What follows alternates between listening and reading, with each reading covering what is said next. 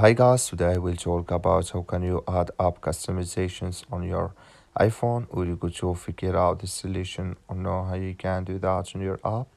So you just follow these ways, then it's going to work with you. All you have to do, in first you just click on settings here. So then it's going to take you to your settings. It's going to show for you like this here. Then you go down, just keep going down here. So then you click here on accessibility here, you just click on it. Then you come to next step here, it's going to show for you like this. Then you go down, just keep going down here. So then you click here on pair app settings and down, just click on it.